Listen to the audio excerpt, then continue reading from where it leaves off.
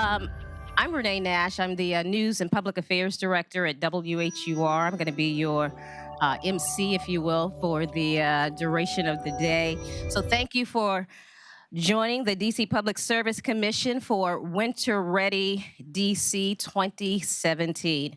I also want to welcome those who are watching today from Facebook Live on the Commission website. So thank you so much for signing on and tuning in for today. We're going to be using the hashtag. So if you're going to be tweeting and posting anything, certainly use the hashtag WinterReadyDC17.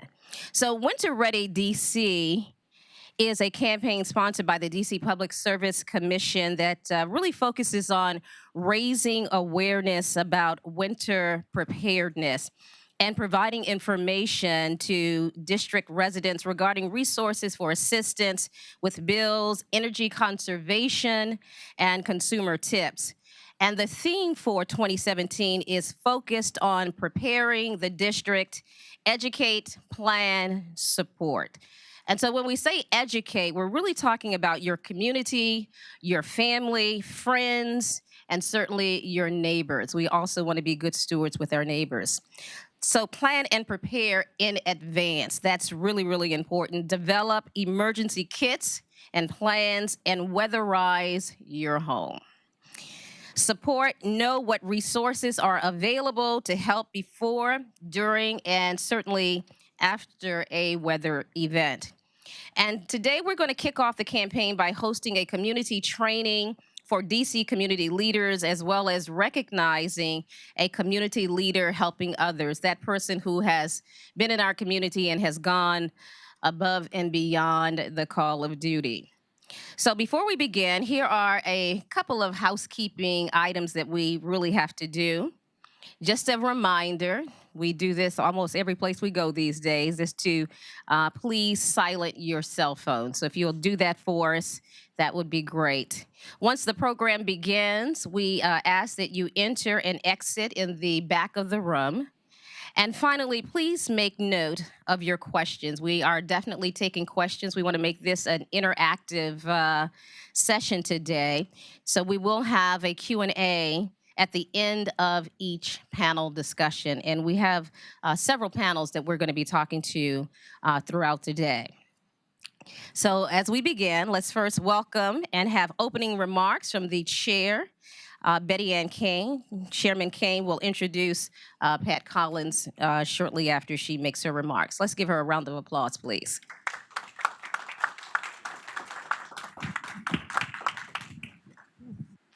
Thank you, Renee. Thank you. And good morning, everyone. It's terrific to see so many people out for our second annual Winter Ready DC. And greetings also to everyone who's watching us online. We try to keep up with the times here at the Commission and spread the word in various ways to reach everyone. So I said, this is our second event that we've had. Kicked it off for the first time last year. And the purpose being to make sure that everyone in the district, homeowner, tenant, building manager, et cetera, has some information that will help them with their energy use, with their preparation, whether it's gas, which we don't regulate, but which we know is one of our very important utilities, with water, I'm sorry. I'm not a morning person at all, and I've had that much coffee. And in fact, coming up on the elevator, a gentleman, one of the other offices in this building, said, "Winter ready." He said, "It's still summer now." As well. But we do want to get ready. So we regulate gas. We regulate electricity. We regulate telephone, which is also a very important part of the communication system, as we've seen, and getting ready for winter, as we've seen with the hurricanes in some of the other parts of the country. And then DC Water, which is a sister regulatory body with their board. Also, obviously, what goes on with your water system in the winter is very important. This year, we're focusing, as Renee said, on training the trainer, so that when, like a network, to reach those people who are here, who are listening, who can be prepared, who can learn things that they can then spread and share with with their neighbors, with their fellow tenants, with their other people in their ANC, et cetera. And in regard to that, I did want to mention we have quite a few number of council staff people.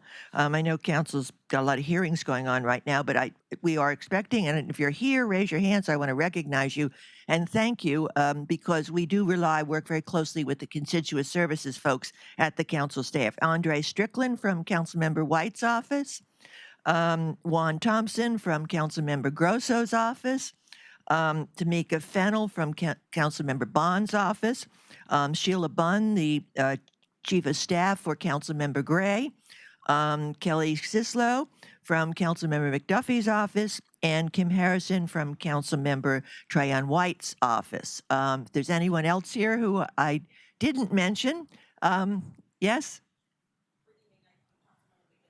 McDuffie's office, very good. And Councilmember Che's office, very good. And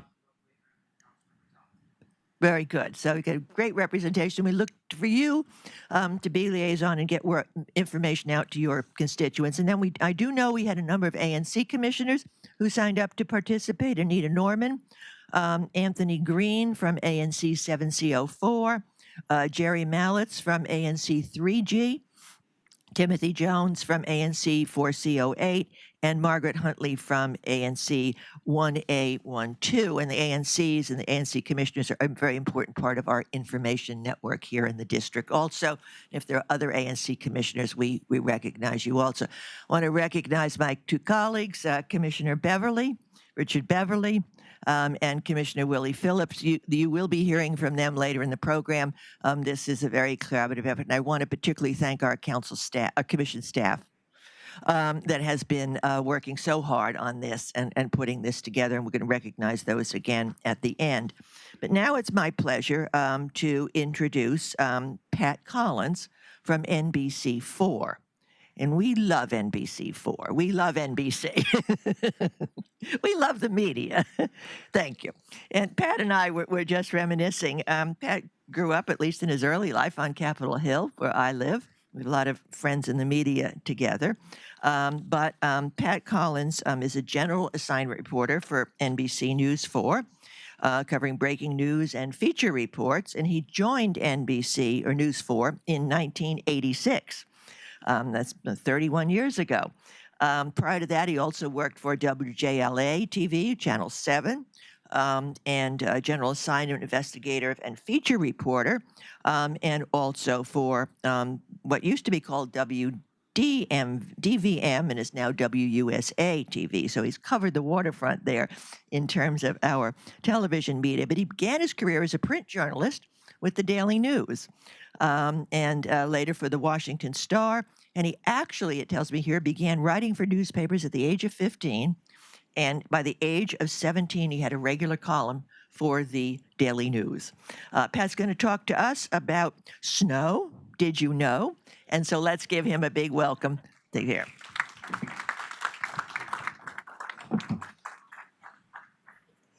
Thank you very much. Thank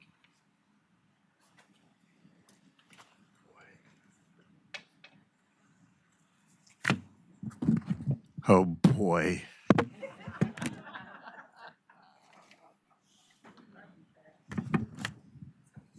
Good morning, Wow. Is this off? It's on? You hear me now? Can you hear me now? I've only done this for like 45 years. I can't get the microphone on. My name is Pat Collins. I work at NBC4, and basically I have two jobs. I cover murders, and I measure snow. My whole career has morphed into two things. And today I'm here to talk to you about snow. But I'm also here to tell you, oh, wait a minute.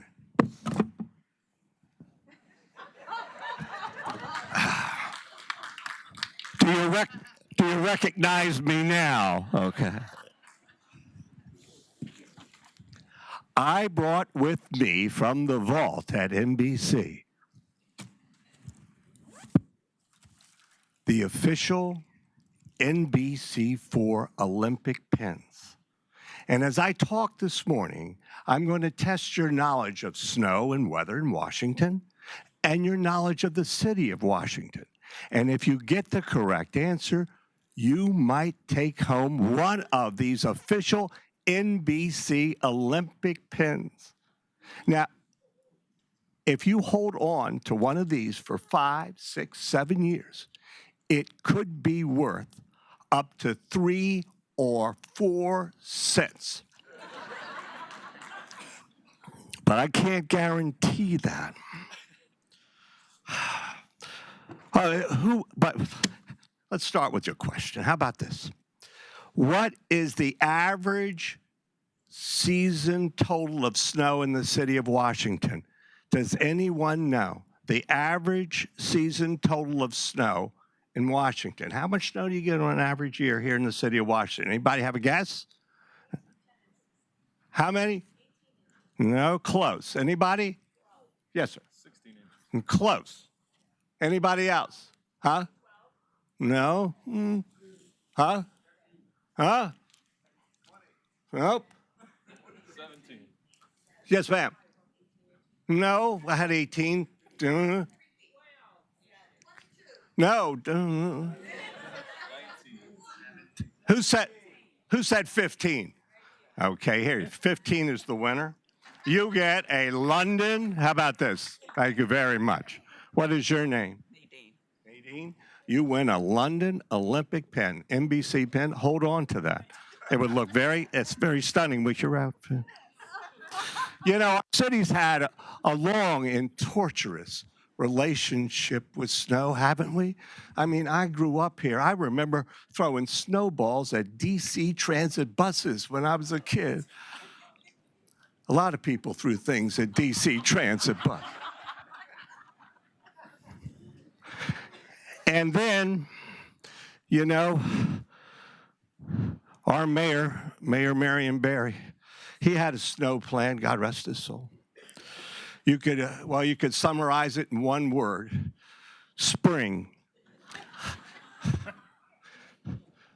Marion Barry says, the good Lord brought the snow here, and he says the good Lord's going to take it away.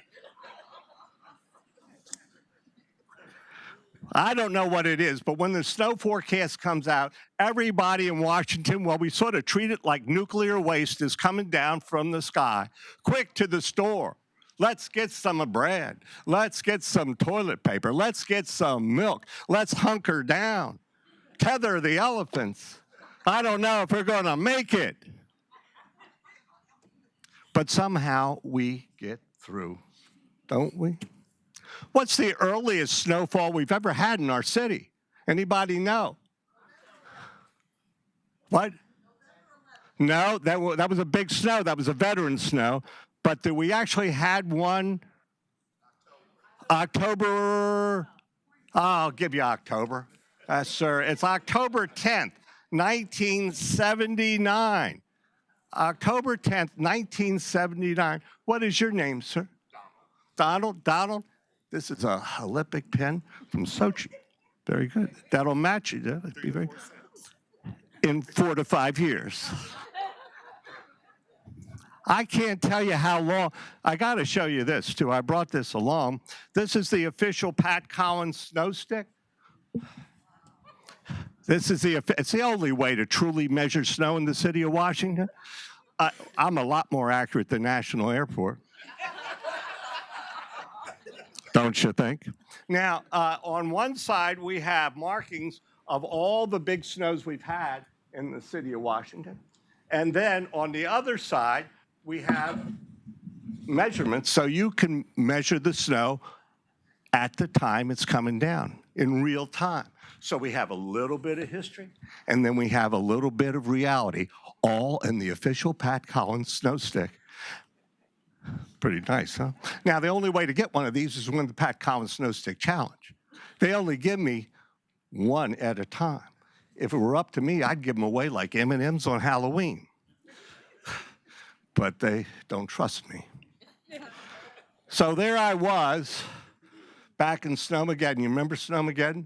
Oh, my goodness. And I was at Connecticut and Fessenden Street at a gas station. You know why I was there? I'll tell you why, and I'll tell you why I keep going back there. We had a live truck, and our live truck was broken. It had a broken water pump, so we couldn't drive it anywhere. So they said, Collins, why don't you just go to the gas station, because all the electronics work, and you just measure snow at the gas station, because you can't drive, the water pump's broken. So there I am at Connecticut and Fessenden. And they called me and got me out of bed. They actually sent somebody to pick me up, because that's the only way you can really be assured that I'm going to be there. So they picked me up, they handcuffed me, took me down to Connecticut and Fessenden. And there I am measuring snow, and it was like 7 o'clock in the morning. That's when I started my day. And it was a whiteout. I mean, you couldn't tell where the sidewalk began and where the street ended. I mean, you couldn't, you just look, and it was white, snow coming down, and like a vision off in the distance, here comes this woman. Now remember, it's 7 o'clock in the morning. Here's a woman walking down Connecticut Avenue in the middle of the street. She had a mink hat on that she told me later was given to her by one of her ex-husbands. She was wearing flesh-colored tights, but on television, it looked very revealing. And then she was wearing this fashionable little jacket. Came down to about there. So I walked up to her because, it's 7 o'clock in the morning when we're in a whiteout and I'm out there talking like I'm talking to you now. I like to talk to somebody, and she was the only body there. She was the only body. So I walk up to her and I say, "What's your name?" She said, "Brenda." I said, "Brenda, can I ask you something?" She says, "Sure." I said, "What are you doing out at 7 o'clock in the morning where you can't see the curb from the street? Where are you going?" She says, "I came out to get a cup of coffee." I said, "Really?" Because just about everything was closed on Connecticut Avenue. I said, "Where do you plan to get a cup of coffee?" Said, "I'm going to the Exxon station." I said, "Well, that makes perfect sense to me, because when I think coffee, I always think of Exxon." So there goes Brenda down the street. And I'm telling you, I don't know, does anybody remember seeing Brenda on television? Well, she became an instant celebrity. People still ask me about Brenda. And she went down, she got the cup of coffee, then she went up, she talked to the firemen. We were following her all around as she made her rounds on Snowmageddon. In the meantime, I encountered this woman. I call her the woman in blue. Now, she comes out, and I said, "Where are you going?" Says, "I'm going to Giant Food up in Friendship Heights." "You're going to walk to Giant Food up in Friendship Heights?" She says, "Sure I am." And I said, "Why are you going to Giant Food in Friendship Heights?" Says, "Because I got a coupon for a free deli sandwich." Now, by this time, we were up to about 7 inches of snow. Okay, you could barely tell whether the lights were red or green, and you're going to Friendship Heights and walk up to get a free deli sandwich? She says, "Yes, because I got this coupon." All right. So off she goes. Time passes. Snow comes down. Remember, I was out there at 7. I was out there 15 consecutive hours. Okay? I had one of everything that LL Bean makes on. I was like the Michelin Man. So about 3 hours later, here comes the woman in blue back. I said, "Did you get your sandwich?" She says, "It took me a while," she said, "because I got a little lost. But I have the sandwich." I said, "Can we see it?" She opened up this bag from Giant, and she had, the stuff they use in the deli, the white sort of waxy paper. She opened up the sandwich. And the cheese had coagulated. I mean, her sandwich looked like a crime scene. And I said to her, is it worth it? She says it was free. So there I was up there and at Connecticut and Fessenden. I was there because the truck was broken. And I keep going back there because it's sort of a good luck spot for me, and everybody knows I'm there. So if it snows and you want to come by and see me, I'll always be at Connecticut and Fessenden with the official Pat Collins snow stick, which is the only way to officially measure snow in the city of Washington. There was so much snow during Snowmageddon, I don't have to remind you. It was like trying to measure snow in a snow globe because it was coming this way and that way, and you put the stick down, and it could be like, it could be 12 inches here, it could be 9 inches here, it could be 17 inches over there. Incredible. Oh, wait a minute. What's the average winter temperature in Washington? That surprised me. You know the average winter temperature in Washington? People in Washington Gas should know this. The average winter temperature in Washington. What? No. You how? 40? No. The average winter. Well, I don't know. I'm getting my. Who said 38? Close enough. It's 37. You get this wonderful Olympic pin. Wear it. There you go.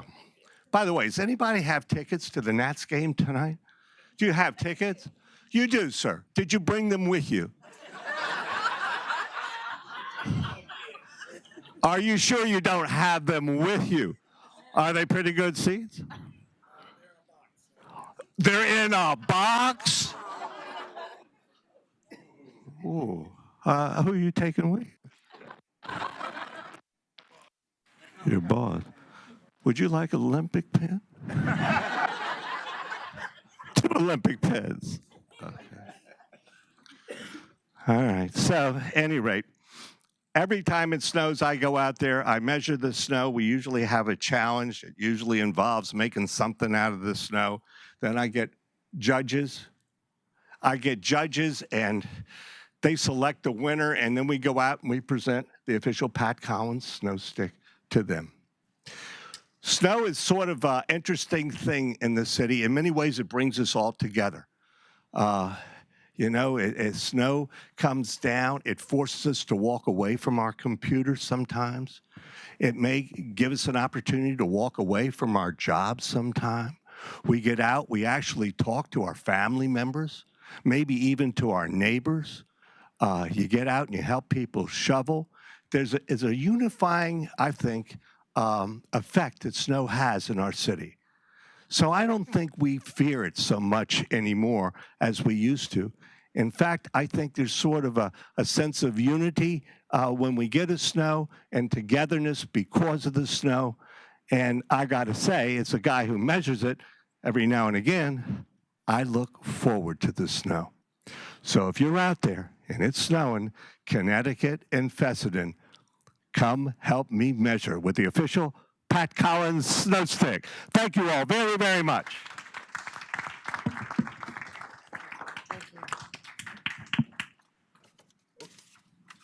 I'm going back and sitting next to where'd the guy with the tickets go? Let's give Pat Collins another round of applause. And here's so see a lot of you here, Pat. We certainly appreciate what you do in the community.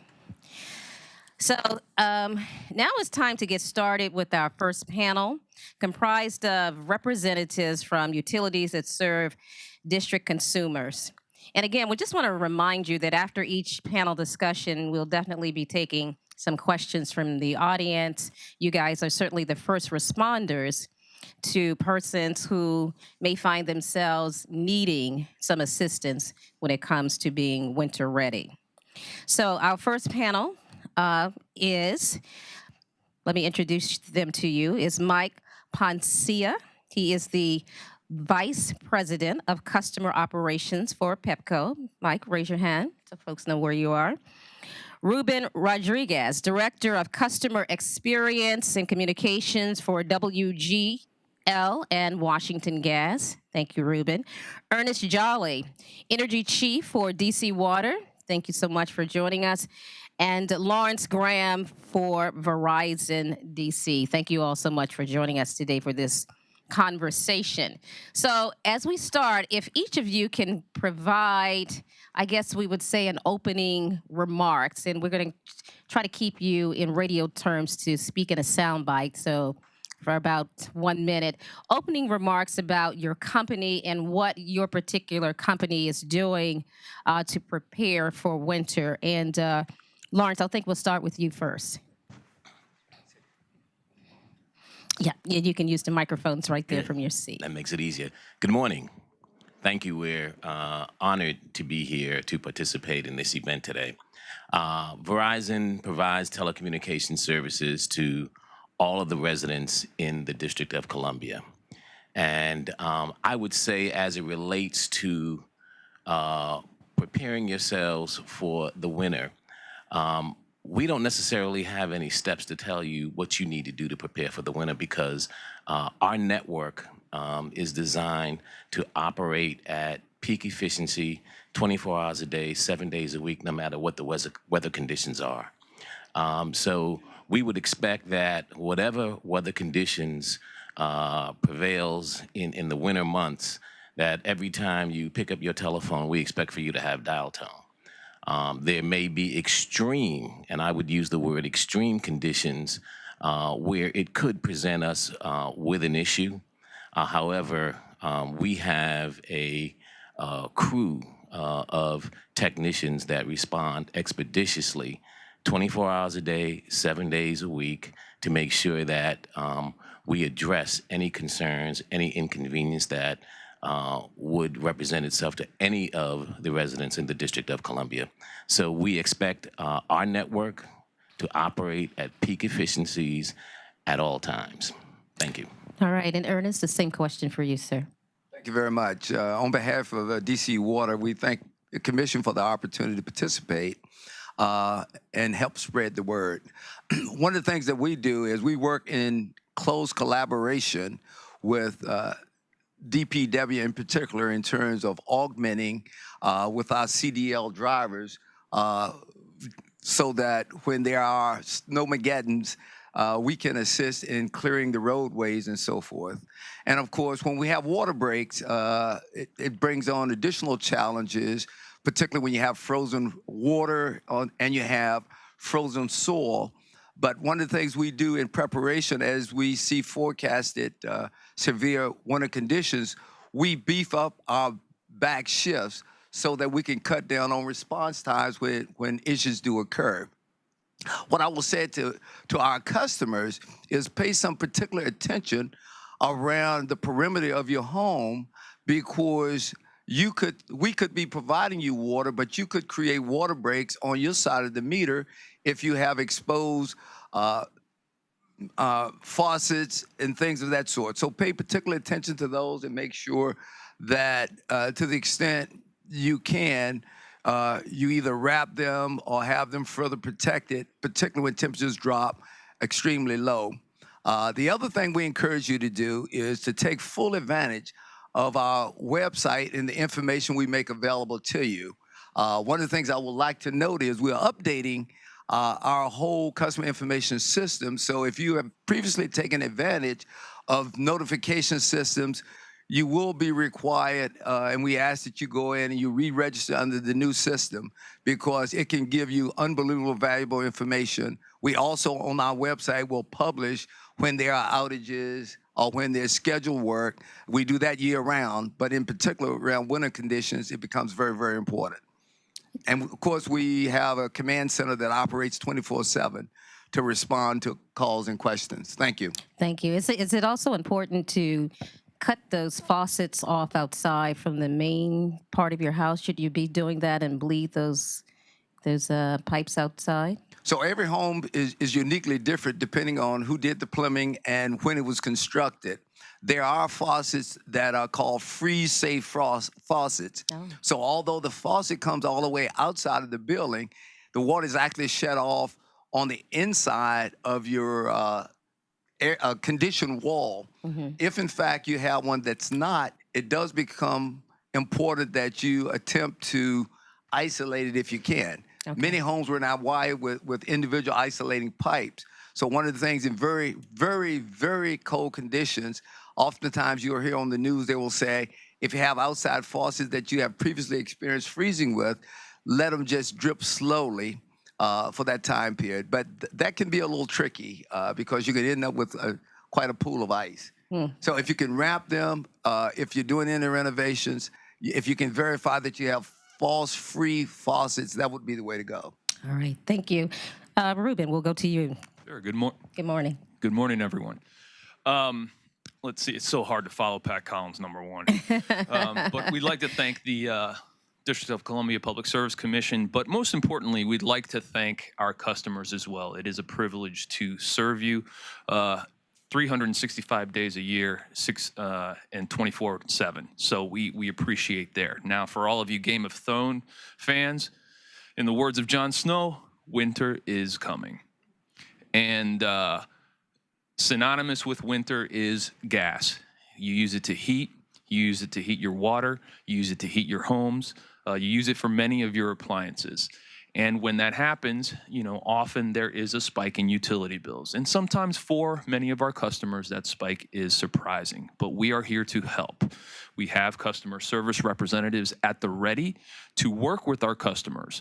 If they fall back a little bit, every individual is different. Please give us a call at 703-750-1000. Now, as winter moves along, again, we want everybody to be safe. Safety is paramount for us as well. So, if there is a hint of natural gas anywhere around your house or in your house, we always want people to give us a call. Again, we are ready to go 24/7. We are ready to serve you. And you can call our emergency assistance line or emergency leak line at 703-750-1400. And of course, you can always check our website. So thank you again for having us. All right. Mike. Hi, good morning, everybody, and appreciate the opportunity. It's really exciting to participate in today's panel and today's session. I've got a few of my colleagues here from PEPCO, and it's just a great chance to speak with you today. Preparedness is really, really critical, as you can imagine, as an electric utility, because it's one of the most important things, roles that we have, is to make sure that we provide reliable service even under the worst of conditions.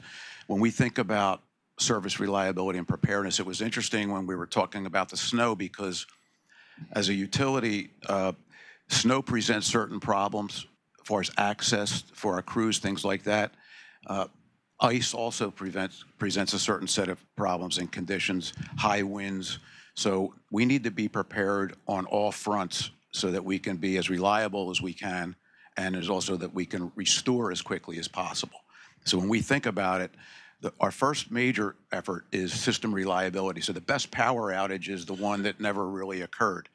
And what we try to do there is using our engineering and our technical staff, helping to identify equipment that needs to be replaced, poles, wires, certain aging equipment, making sure we're on top of the maintenance programs, making sure that we're doing the necessary upgrades. We've done quite a bit of upgrading over the past several years. We are starting to see the results. We're never satisfied, but we've seen about a 30% or so reduction in both outages and also the time that it takes to restore outages. So we're proud of that, but we've got work and we're going to continue to do that. The other area when it comes to preparedness, we think about not only the system, but then we think about our employees. And one of the really neat things about being in the electric utility industry, every employee at our company has what we call a second role. So you might be an accountant by day, or you might be in the billing department by day. If there is a major event, either forecasted or coming or upon us, every employee has that second job. That second job might be on our call center, being on the phones, helping with logistics, helping find staging areas for our crews. So I agree with Mr. Collins that snow, it's a unifying event. As a power company employee my whole career, we've got, our family is actually our co-workers, our contractors during those events where we're 24/7, 7 days a week, because it's just that important, particularly in the cold weather. Just by closing out and things around our customers, one thing I do want to mention, and if time allows on the panel, as a utility, we do share resources. So we were able to send many resources to those residents in Florida that were really impacted by Hurricane Irma, help them restore power. We did it safely. We're very proud of that. We also, our call centers actually handled 12,000 phone calls from Florida residents in our Pepco Holdings family, helping them process outages. And the nice part about that is as we give, in some cases, we're on the receiving end. So if there's a major event, we can bring resources from our sister companies at Atlantic City Electric or Delmarva or Baltimore Gas and Electric or Pico Energy in Philadelphia. So depending on the uniqueness of each situation, we'll start days ahead of time preparing. And sorry for no problem. Thank you, Mike. So each of you has touched a little bit on, obviously we're talking about winters, and sometimes it might be difficult for us to think that winter is coming because, you know, again, we're in the 60s and 70s in the middle of October. But I want to, for particularly Mike, Ruben, and Ernest, can each of you take a turn to tell us what type of utility assistance programs are available to consumers, especially for our seniors and for those who are on fixed incomes. And again, I asked if you try to keep your comments a little bit brief because we have a couple of panels we're trying to get through. So Mike, I'm going to start back with you. Just give particularly our first responders out here some of the programs and assistance that's available through Pepco. Okay. First and foremost, if we think about for power outages, if there is a power outage in the winter time, let me just emphasize for all of our customers the importance of calling in and reporting that the outage. It's really important because when you call in, and when you do call in, I would always request, we always give you that option to request a callback that says your power has been restored.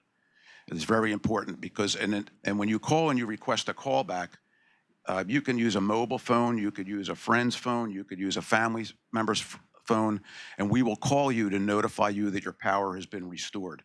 And I think that's important because there are certain cases where our system might show that you have power, but you could have a very localized equipment failure, perhaps even in your home. And so you would then want to verify that you have a power. And then if you do not, then you would either call back or you would respond when we call you, and then a brand new order is issued to do that. The other thing I would ask you too, for all of the residents, we do have an application. If you go on Pepco and you load a free app, you can report your outage. You can get your status of your outage. It can tell you when you're expected to have your power restored. And I think that's really, really important to do that. We do have programs for customers that are on medical alert. They have some type of a health condition. We call it the medical alert program. For those customers, 2 times a year, we send out a pretty extensive mailing kit, some information, some things that they can do. We also have those accounts flagged in our system. Depending on the nature of the event and the damage, we've got a whole hierarchy of how we restore.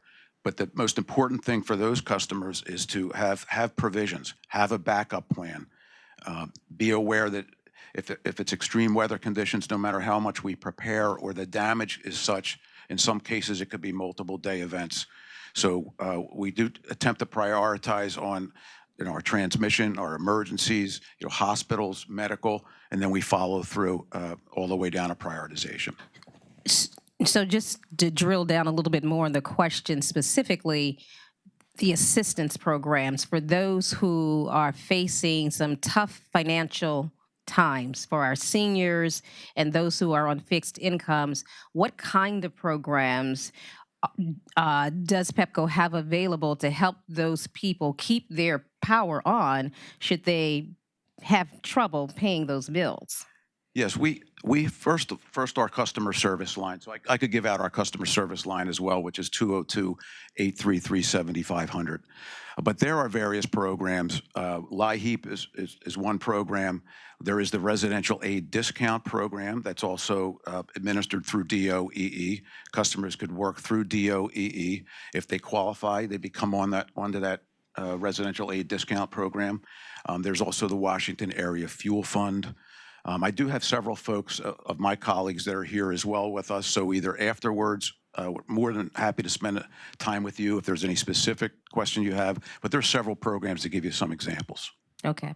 And then is there like a website specifically? Let's say, can I go to pepco.com and say, I need assistance paying my bill? I can click on this link, and that all of that information is on that Yes, link. we've got information on our website for customers that would like to contact us. We also have things like payment arrangements, put customers on budget billing, work on extended due dates for customers that, depending on their particular situation, if it's a certain Social Security check or income or situation where they would like to revise their due date to be more timely with their own budgeting, we can do that for customers. So go to our website, pepco.com. We've got information, and there's also links to the programs that I mentioned right on our website. All right. Ruben, the same question for you. What kind of programs are there available for persons having a difficult time making that monthly payment? Right. I'm gonna touch on three in particular. Number one, again, and I'm going to repeat a few of our Pepco's programs as well, because we have very similar programs. The first one is the budget billing program, and I want to explain that a little bit to those watching as well as those attending. Is budget billing allows us to, and the customer, to spread their bill over 12 months evenly, so they can budget. If they're on a fixed income, they're allowed to budget, or they can budget. Now, one of the things, it's not a catch, but it is a technicality to the budget billing program, is that after the 12-month period, there's something called a true-up, okay? And that true-up, it just depends on the weather. If the weather was warm, usually the true-up ends up that you will get a credit. You paid more over that year for your gas bill than what was budgeted. Or if it is a cold winter, you may use a little bit more gas, and you may be billed a bit more on that month of true-up. However, the budget billing does help customers and allows them to budget over time. Now, the second is the government Liheap program. We work in coordination with the public service commissions in our service territories. Does everyone know what that program is? Because I don't know what that is. I'm sorry. Let me define it. The Low Income Heating Assistance Program. I got my acronyms messed up, but it is a low-income program for customers. It is done by application. It is done by self-identification. Okay, and you can work with our colleagues here at the DC Public Service Commission to apply for that. However, there is coordination and transparency between the commission and Washington Gas, in that if you are in arrears, if you're about to get cut off and you apply, we're human. We are a human company, and that if you inform us, we won't cut you off, okay? We know that you're looking for assistance, and we will wait for that process to go through, okay? Is there a particular time frame of how long you'll wait? It's usually fairly quickly if customers receive a disconnection notice. So not only are commission officials working quickly or Liheap officials working quickly, but we work quickly as well. What's quickly? 30 days, 60 days, 90 days? Hours. Hours. Okay. That's good. Hours.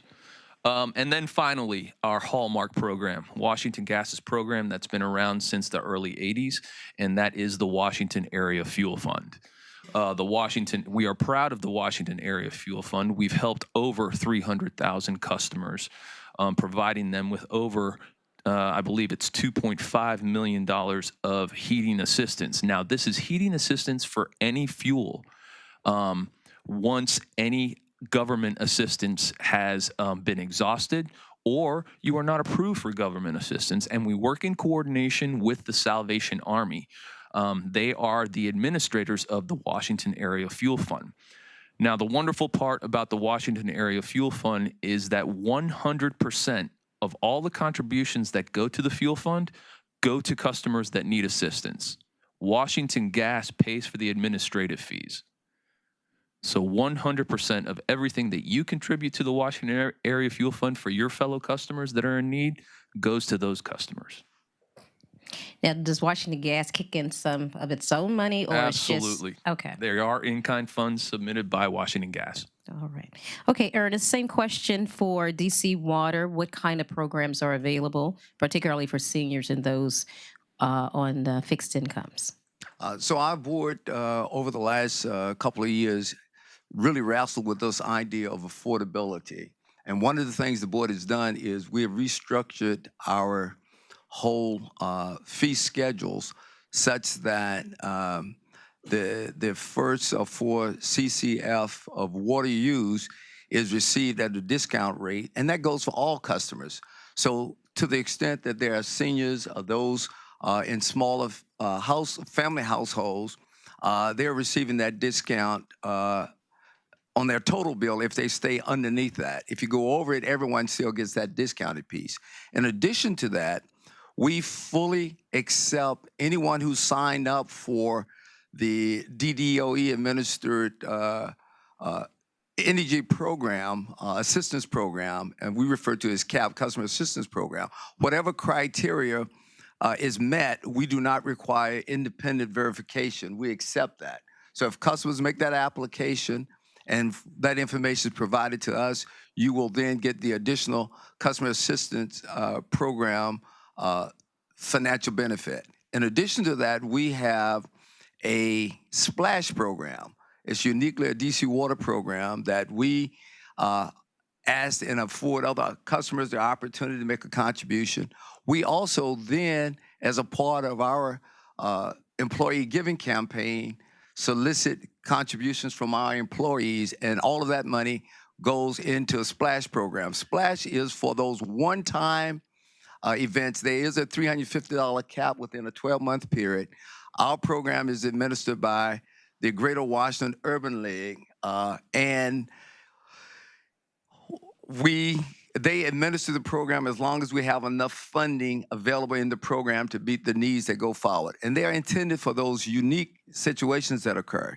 Additionally, back in, I believe it was the May timeframe, our board moved forward to restructure the fee for those folks who fall in the CAP program to also give a 50% discount associated with the impervious area charge associated with the Clean Water and Clean Rivers program. The other thing is we really encourage our customers to be proactive in reaching out to our customer service representatives. If you find yourself having an issue, communicate with us. Do it timely so that we can perhaps work with you. Addition to that, there's insight and advice our experts can help give you, both to ensure that you're using water in the way in which you intend to, but at the same time, we do put people on payment plans to help them work through trying times. But be proactive. We really encourage you to do that. Is there a budget program similar to Washington Gas and Pepco, or I do not DC think Water it's, does not have and that? so I'm going to punt a little bit so as not to give misinformation. But we can, in fact, work with people and put them on a budget plan. We don't have, I believe, the kind of formal structured budget plan. Okay. That, Is that something you you will see guys in would Washington consider? Gas. That is something that, believe me, I will talk to our folks about and see exactly where we are. Very good. Thank you. All right, Lawrence, consumers should know Economy 2 is an assistance program, falls under the Lifeline Program. It offers discounts for landline and wireless phone service. Consumers should also know that the DC PSC only regulates landline service. Wireless service is regulated by the FCC, but can you talk about for us who is eligible for this service and how can they sign up? Okay. Customers, first of all, our Lifeline service is based on income guidelines.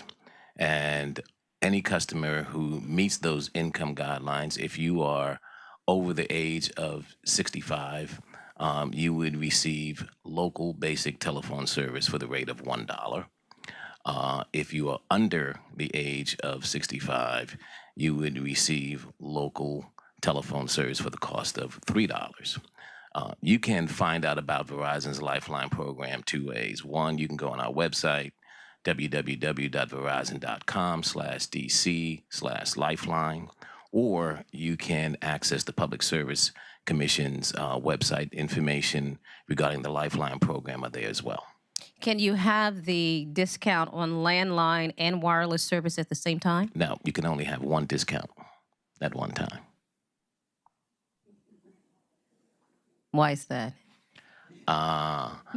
Those are the rules that the FCC has come Okay. up with, and I can't. I just got to ask the overrun question FCC. because I'm I a respect that. reporter. I'm curious, and I respect that. I want to make sure that people. I always think if I'm thinking that question, somebody else is probably And I thinking it respect too. that. So, are there any assistance programs for veterans in particular?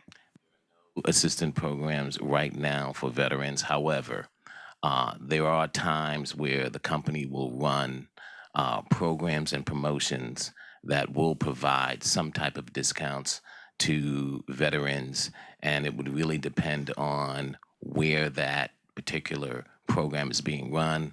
I am not aware that there are currently any programs running to provide assistance to veterans at this time. But in the event that we do so, we'll be happy to notify Public Service Commission so that that information can be sent out to our consumers. Yeah, I think that would be a great idea. So, can each of you speak about how your company assists individuals who may utilize medical equipment or have a disability such as deaf, hard of hearing, low vision, or limited mobility? And Mike, we'll swing it back over to you first.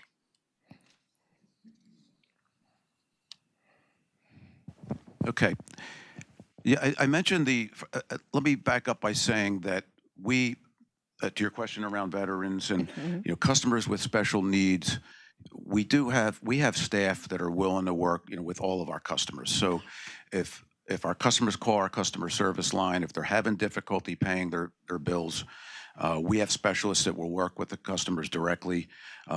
We can, and if we're unable to answer that question, we have another group that can help and provide backup information, whether it's the assistance programs that we talked about here. So depending on the situation, we offer the flexible payment arrangements. We're willing to work with customers that if they are in arrearages, we can get a plan that they're comfortable with. We try to be as fair and as reasonable as we can with our customers. We do have, and on our website, we can provide you more information, but we have the medical alert program, and that is a program where we capture information, as I mentioned. You have to qualify for the program, and some of the benefits of that program are you do get some notice a couple times a year around preparedness, things like that. We also will work with those customers to help develop a plan that makes the most sense for them, for their financial situation. So we've got teams of folks, and every customer situation is somewhat unique, and we have staff that are trained. Each season going into the winter season, for example, we'll provide training for our representatives on how to handle customers with high bills, having difficulty paying their bills. There's also an awful lot of really good information to help customers manage their energy use. We have information on our website where they can look at their daily usage, their hourly usage, get a sense of where they're using, and there may be some equipment in their homes that are driving their bills high. So we try to make it a couple approaches, helping the customer in their unique situation and also helping them understand what's driving their energy usage. Thank you. And same question for you, Mr. Rodriguez. Well, there seems to be a lot of parity within the utilities Yeah. in that we all have very, very similar programs, and customers are unique, and everybody's situation is different. So again, to tell customers if they become or if they are in arrears, to reach out to us. We will listen and we will work with you. We do have, as I explained earlier, a budget billing program, which allows you to work around an established budget, your budget as well as your bills. But we also have payment plans depending on where you fall, if you are in arrears or if you're required to pay a deposit. We will listen and we will cater a program to each of you if you contact us. It does take a little courage to contact us if you need help. Everybody I know is very proud. And it's tough to give a call and ask for help. But please, we are there to help. We have customer service representatives. We have supervisors. We have managers. We have directors. We're all here to help. We are all here to help. So please call us if you do need help. And then as far as customers with medical issues, again, it's a self-identification program. If you do, or if you are on a respirator or have any kind of medical issue, if you just inform us, and if you can provide us with some sort of doctor's note or doctor's documentation, we will definitely work with customers on that as well. Yeah. And I think it's just really important to drive home that point again, is to make sure that people reach out for help. I always tell my young people, it's no shame in asking for help. The shame is there being help and you fail to seek it out. And we know many times people just won't reach out for help. So the same question for you.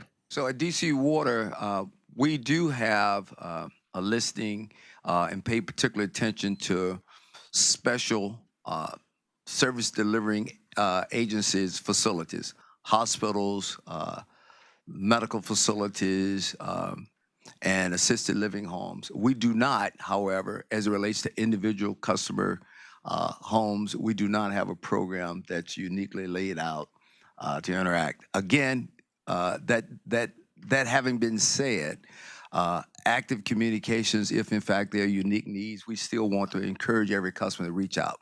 But we do not have, as they do with the electric and the gas, we do not have a particular program for individual homeowners.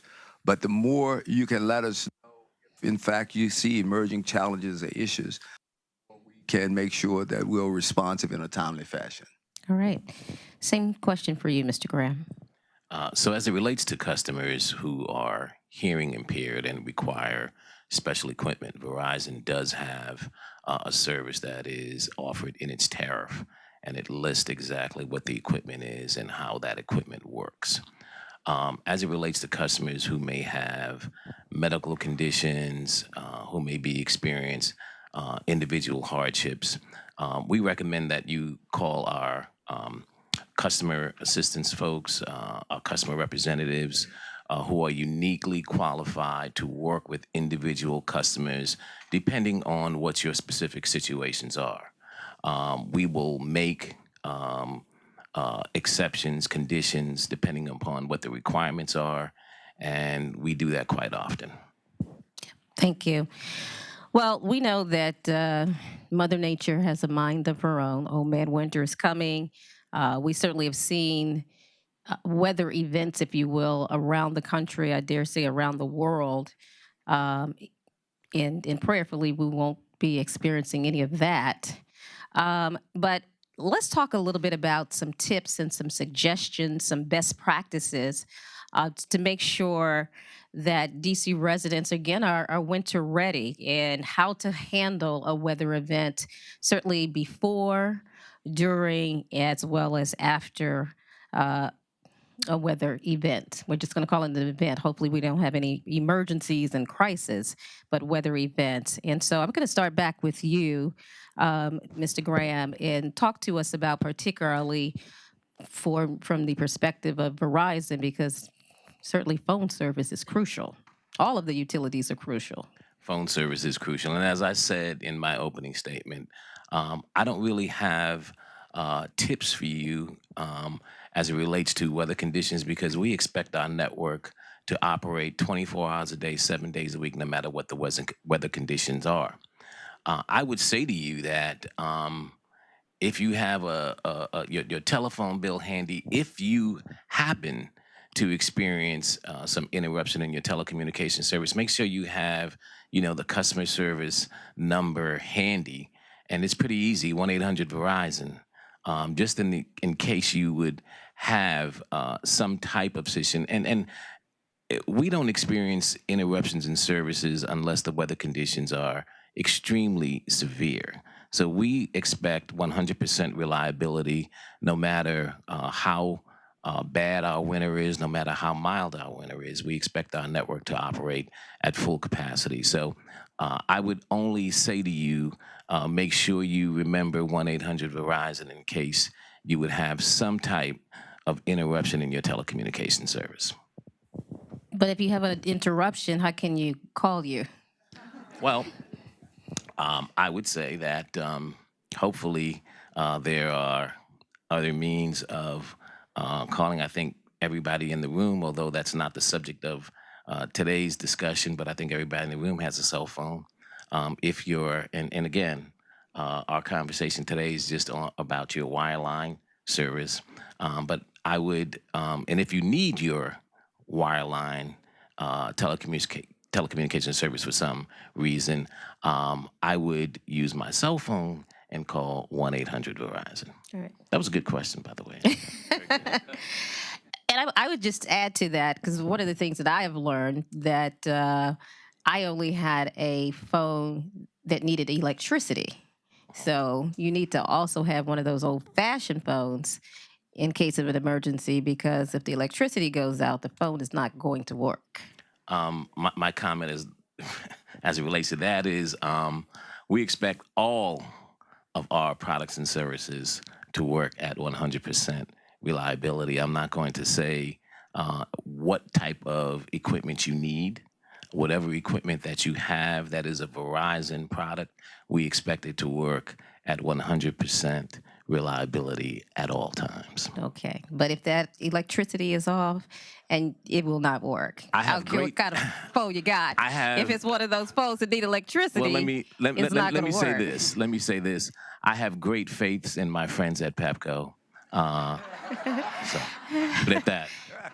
And we do too, but things happen, right? So we're talking about weather events, and we know things happen. So that's why we're just trying to give people the best practices just in case, you know. Okay, same thing for you, sir. So one of the things we know for a fact is that we will always experience some level of water line breaks. We have them year-round. When, in fact, we have extremely cold weather, and because of the different temperatures associated with both the water that we're moving through our lines and as it moves through, we'll have some increase in breaks in lines. One of the things we are doing, and I mentioned it earlier in my opening statement, is in anticipation of that, we do, in fact, staff our back shifts so that we can reduce the response time associated with water main breaks. If you happen to observe or see water main breaks, because if we're in winter conditions, you get icing conditions. It adds a lot of additional challenges to sidewalks, to driveways, if in fact we have a water main break. And in fact, we could have ice accumulating even if there's no precipitation currently falling. So we do work very closely, as we said before, with the D.C. Department of Transportation, with D.C. Public Works, in addressing both those surface area issues associated with water main breaks. We would encourage customers, again, as a part of taking a review of winterizing your home, pay attention to, cleaning out your downspouts, the kinds of things that I don't share with you as a DC water expert, but just as a human being who understands how water works, and make sure that you're taking advantage of clearing surface water that accumulates around your home. Because if that ice builds up and it moved up around your home and it seeps down into around your foundation, it's likely that it's also going to seep around your water line that comes in. And you could, in fact, end up having your water line that provides service to your home frozen, depending on, again, how your house was constructed and where the water line comes in. You want to pay particular attention to that. And, of course, on the sewer service aspect of it, we've been doing a lot to increase the ability to handle combined sewer and storm water situations that we have in parts of the city. And so, in addition to that, in very serious conditions, emergency situations, we stand up in conjunction with the DC Homeland Emergency Response Team, our command center. We actually join them so that, in effect, everything that the district is trying to accomplish as your governmental body, we are doing in full coordination and conjunction with them. Cuts down on the response time. It increases the effectiveness. Thank you. We have a few more minutes, and then I've got to go to the audience. So if we can paraphrase your comments just a bit. I'll be super Thank fast. One program that I forgot to mention was the Residential Essential Services Program, and we work with DOEE on that. So you can look at that on our website as well. As far as winter, two things I want to touch on, safety and CO, okay? One is safety. Regarding your meter, if your meter is outside, it can be covered with snow. I beg you, do not take a shovel or a hammer to it if there's ice on it. Okay, please. A paintbrush or a broom just to wipe the snow off of it. Make sure that things don't freeze up. Should things freeze up and your service is interrupted, please call us immediately at 703-750-1400. That's our emergency leak line, so we can get you turned on as quickly as possible. Secondly, a lot of new construction and even some old construction, the vents in the houses are now very low. Okay, so if we do have a snowmageddon again, make sure as the snow falls, go around your house and to wipe the snow away from those vents so they can exhaust properly. Okay, please do not use your oven as a heating element, as it can create CO. Okay, and CO is colorless and odorless and is known as the silent killer. Okay, one suggestion is to get, for every residence, for every floor of your house, to get CO detectors. Okay, they are very inexpensive, and there are some programs where CO detectors are provided for free, and you can find those online as well. Thank you. Mr. Poncia. Okay, one piece of advice I would say is please stay away from any down wire. When you have heavy snow or you have ice, it could take down a piece of equipment. It could take down a wire. If you're not sure whether that's a power cable or it's telephone, treat it as though it's a hot wire. So your safety is critically important there. Call the power company immediately if you see a down wire. We've got emergency restoration personnel 24/7, whether it's a small event or a major event. So the first piece of advice would be please stay away from any down wires. Second piece of advice would be to call the power company to report that outage, request a callback, and you can call us multiple times during an event because we're always updating the information. If our crews have arrived, if we feel you'll be restored in 4 hours, you'll hear that, or 8 hours. So call us, and we will constantly get information from our field to be able to give you as much up-to-date information as you can. And I would also just ask you to have your own plan in place to look out for loved ones, share the information with the power company, and know that we're going to work 24/7 to get your power restored. Yeah, and I love that process where you guys can text us to let us know that the power is back on. The power doesn't go out as much as it used to. Doing a really good job with that. But I'd love to be able to know, is it a good time to come back home? Yes, So, and there thank is you. the mobile app Yeah. that you can do that. Just go download the mobile app, and we'll be around after. We can help you do that. All right, we're going to go to the audience for a couple of questions. Anyone have a question? Okay. Yes, ma'am. Kind of a follow-on to what you're talking about. So each of you are talking about. Okay. Do we want people to come to the microphone? Okay, we want you to come to the mic if you can. Thank you. If you have a question, please go to the mic to my left. If you don't mind identifying the organization perhaps you're representing. Sure. My name is Caroline. I'm with Clean Choice Energy here in DC. And it's Speak directly into the mic. Thank you. okay. My name is Caroline. I'm with Clean Choice Energy here in DC. And it's just a follow-on to what you're talking about in terms of customer contact and support. Can you each talk a little bit about what you have in terms of mobile apps or social media, online support, so people have multiple options to reach you? I think that's a great question, and let me just speak for a minute on. So we do have the mobile app. You can go on our website. So our website, you can report your outage via our website. You can report it through our mobile app. So you will get outage status. You'll be able to see a map of where the outages conditions are. You can zero in on your particular outage, and it'll give you the estimated restoration time. Can you hit me the second part of your? Yeah, in terms of social media, are there other ways Thank to you. reach your teams? Social media has been a really, really good source for us at PEPCO. Several of the most recent storms, what we do, I manage our customer service operations, so that's all of our call center representatives, some of our outreach representatives. When we have a storm event, we partner folks from my team, customer service reps, with our communications department. And if you go on social media and you're requesting information, or what you're hearing something, or you're seeing something, or you would like to know the status, we partner our staff with our corporate communications folks so that we can quickly get answers.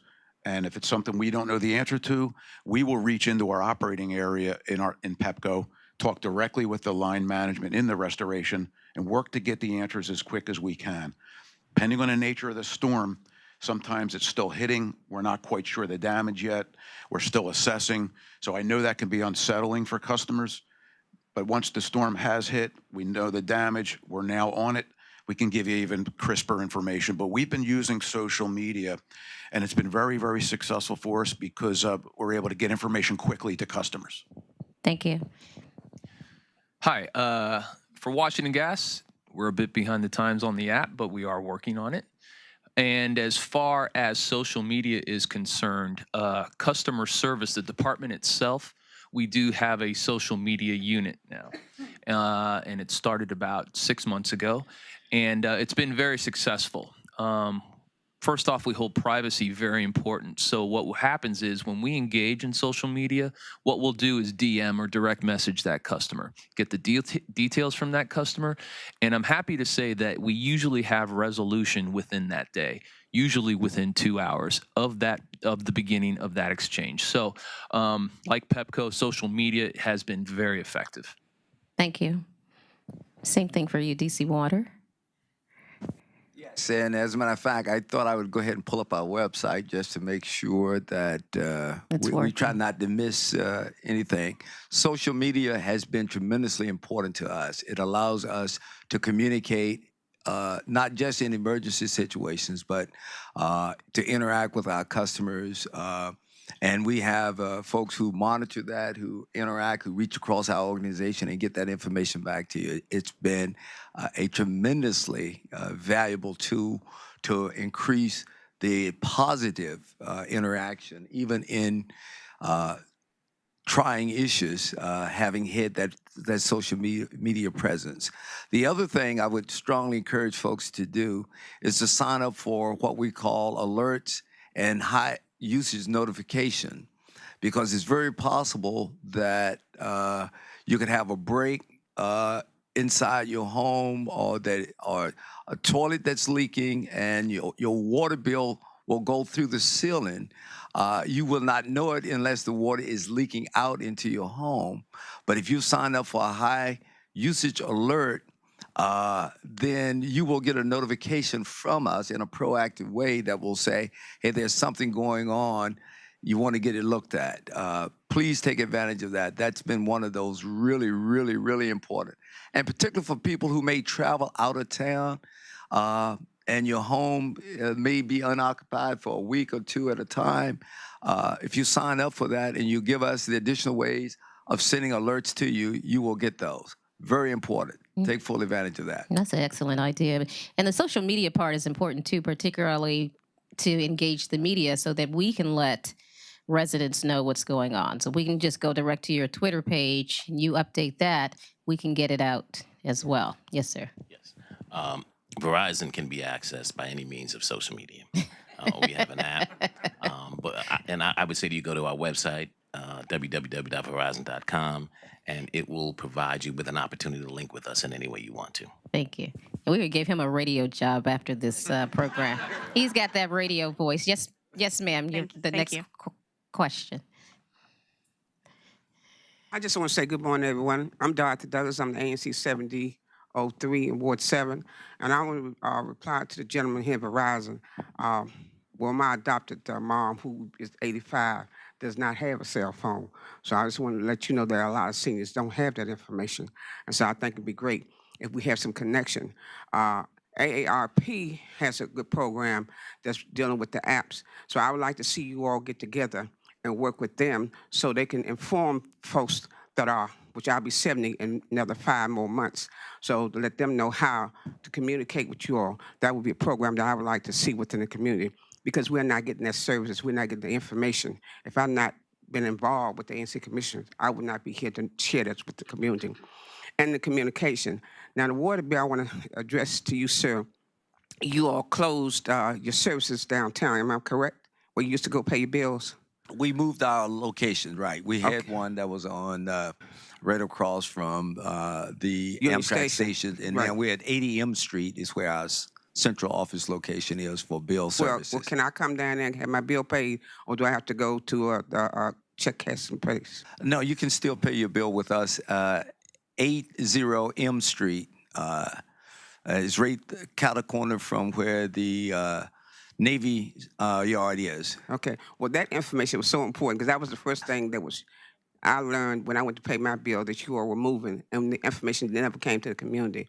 So I would like to have that information if you just send out this bulk mail, and mailing so the residents can know. And I think it would be access to all of you to send out to our ANCs so we can share this information.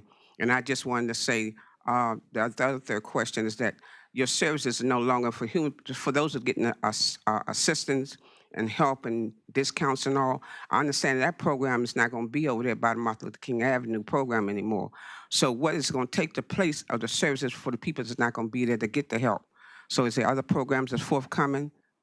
I'm going to have to get with you to better understand exactly what you're asking for, and I will make sure that I'll follow up with you because, as you said, I don't have an instant recall specifically of the program you're speaking with.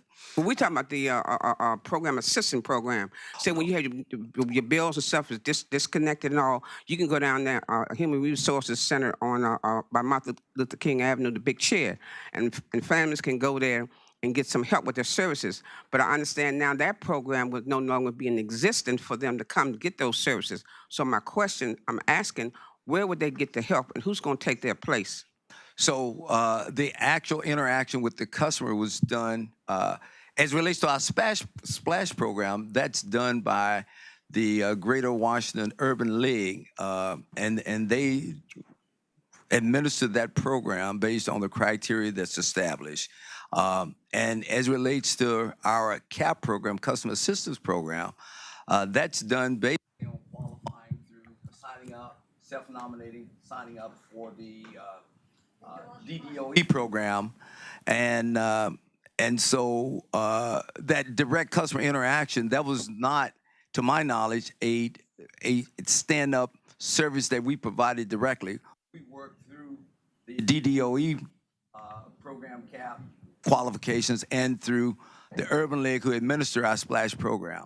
I think what you're referring to might be a service that's provided by one of the government agencies, but I'll be happy to get your information follow-up to make sure that I'm 100% accurate. Well, maybe you need to go back to the convention center because that was accessible to a lot of people that needed their services. That's why I'm saying things are missing, but the community is not aware of it. Well, that was that Thank you. convention center was what was referred to as the JUD, which we all participated in. We didn't set it up; we participated. So whenever those kind of citywide processes are set up, we'll be there to participate. Well, it was helpful. That's yes. what I'm saying. It helped a Okay. lot of people. So that's a bigger one for, I think, both DDOE and the commission to take a look at. In Thank terms you. Of, thank you. Thank you. Let me. Thank you. Thank you so much, ma'am, for your question.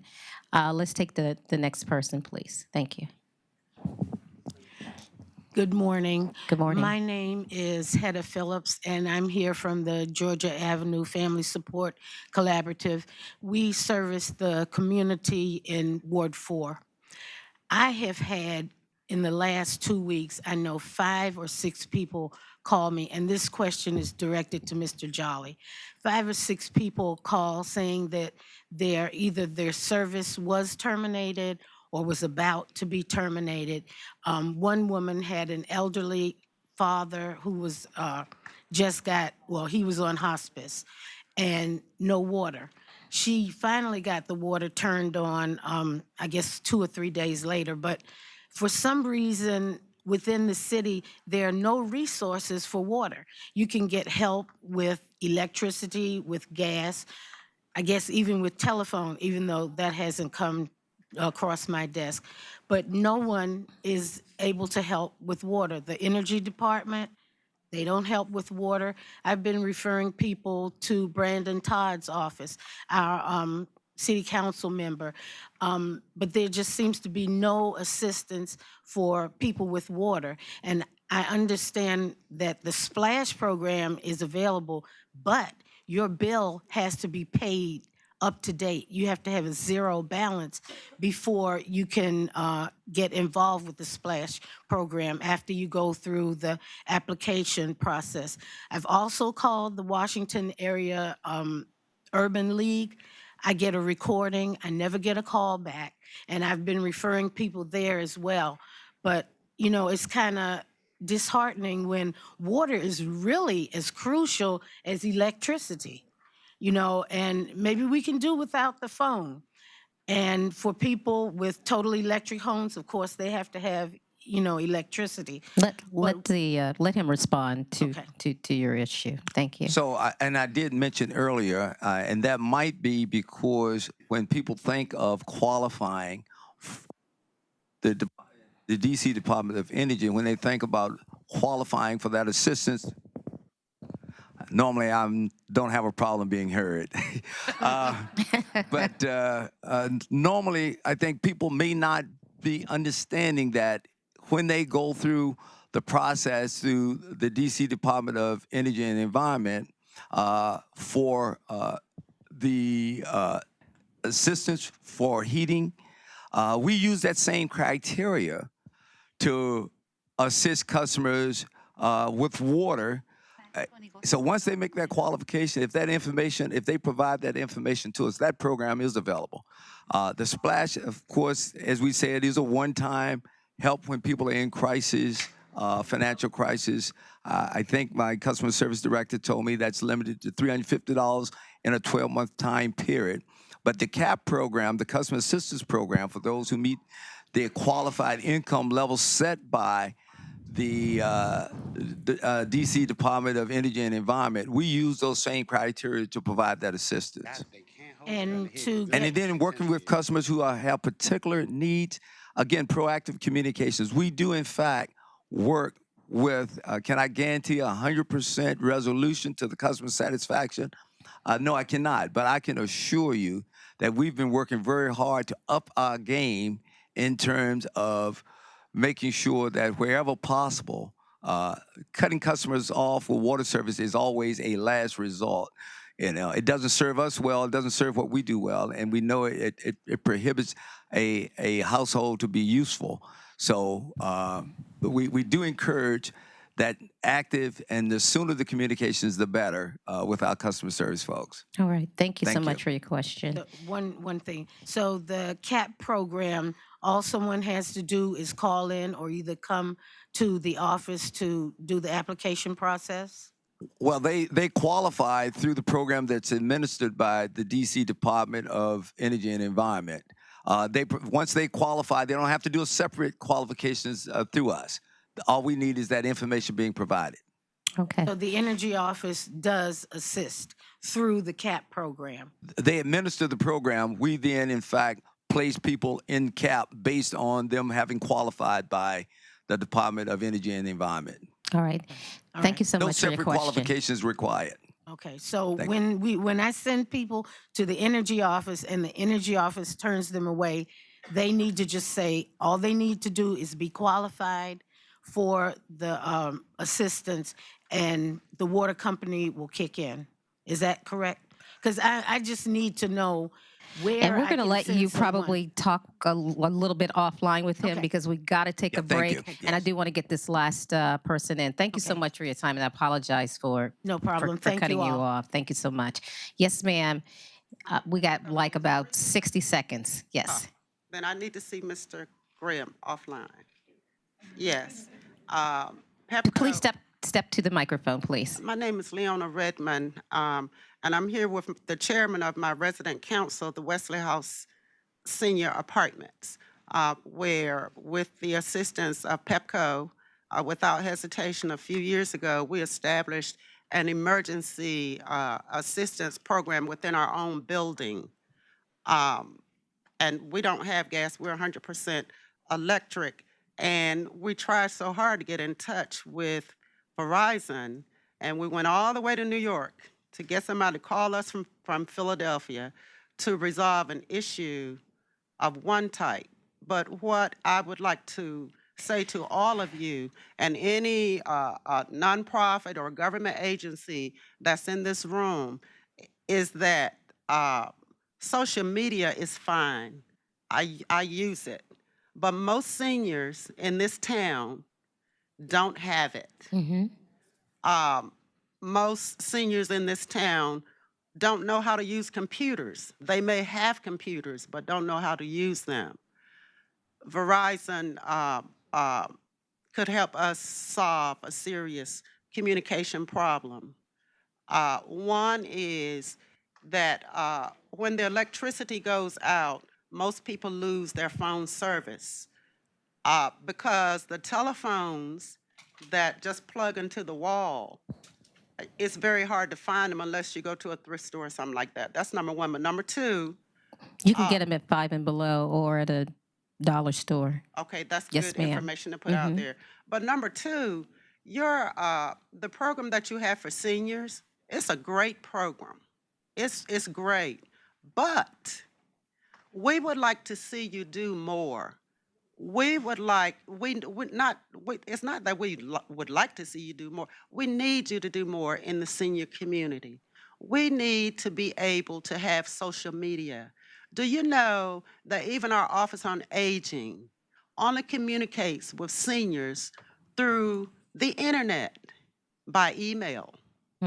They, the city anymore does not allocate funding for what they now call snail mail. They don't. And so even to get information about resources that are out there, the Low-Income Home Energy Assistance Program, it's because of the relationship that we've established with different government agencies that we're able to get that information to come to us, and then we share it around. But look, if seniors 62 and above, I'm gonna say 62 and above, need you to pay some exceptional attention to us because we cannot afford Wi-Fi. We cannot afford Wi-Fi. I mean, I buy it, but I can't afford it. But I do it because that's the only way to know how to serve our constituents out in the community. And as the president of Seniors Organized for Solutions Now, that's SOS Now. SOS Now. We need that discount Wi-Fi, and we need to have some type of direct connection to Verizon. Long time ago, back in the day, Mr. Delano Lewis was the person. He was like a household name in the DC community. And now we have to go all the way to Wall Street, come back to Philadelphia to get issues resolved. And still today, I'm very happy to know that there's a face in DC. All right, let him respond, please. Thank you so much. And let me just ask you this. I know in Prince George's County, Comcast has a program to make sure that low-income persons can have internet. It's like $9.99 a month, plus tax. Okay. and some other probably fees that's associated in there. Is there such a program in DC? Now, Verizon does not offer a similar program as what you just described. But in response, first of all, Verizon has a long-standing history in working with the DC Department on Aging. We've sponsored several events that were aimed specifically at educating seniors in terms of But do you helping have a them. program to help what she's talking about so that seniors can get. I do not have a specific program, but I would love to talk to you offline to give you names that you can contact. You never have to go to New York again. Thank you. And we will be able to make you aware of what we have available and work with you in terms of some creative ideas that maybe we can collaborate on in the future. Thank you very much. On behalf of the low-income, extremely low and very low-income seniors all across the District of Columbia, I thank you. My pleasure. Thank you. Well, we want to thank our panel. Let's give them a round of applause. Thank you for taking time out of your busy schedules to meet with us and to answer some very, very crucial questions. Before we take a break, I would like to invite DC PSC Commissioner Richard Beverly to come to the podium to greet us and acknowledge the agencies and organizations in the room. And then shortly after that, we're going to take a real quick break. We are running a little bit behind schedule. We were supposed to break a little while ago. So when we do take a break, we're going to shorten your break a little bit by about 5 minutes. So the break will be about 10 minutes, but let's welcome the commissioner up to the podium. Thank you.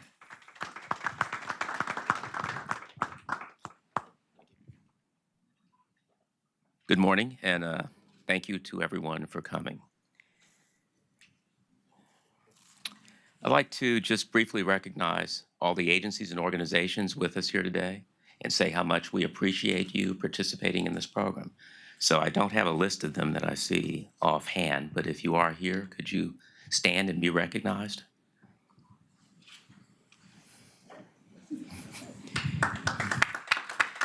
And can you, while you're standing, can you just one at a time, row by row, really quickly, just tell me who you are and where you're from, who you represent? Okay. Sure. All right. Thank you. Now. Chairman, Wesley House, Resident Council, senior moment. Thank you. I have my own.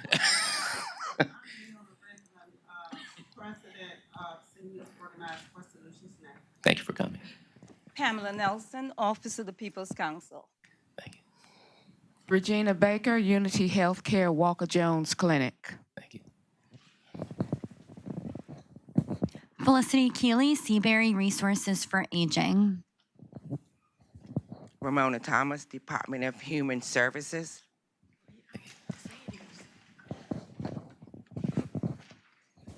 Once again, I'll introduce myself. I'm Dorothy Douglas, ANC 7DO3 for Ward 7. Thank you. Pass the mic over there. Oh, right behind you. Oh, I'm sorry. Alia Solomon with the Office of the People's Council.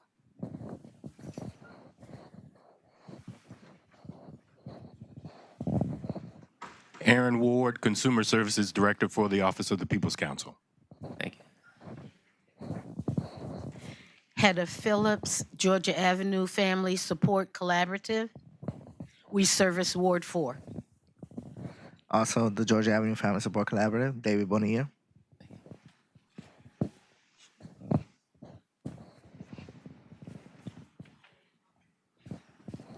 Pamela Johnson, Mana Inc.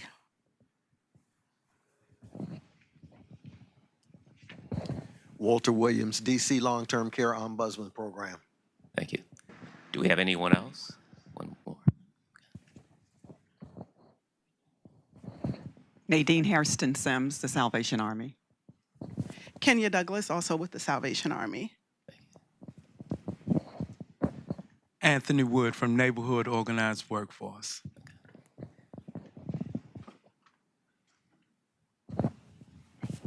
Okay. Thank you all for coming. We're going to take a brief 5-minute break.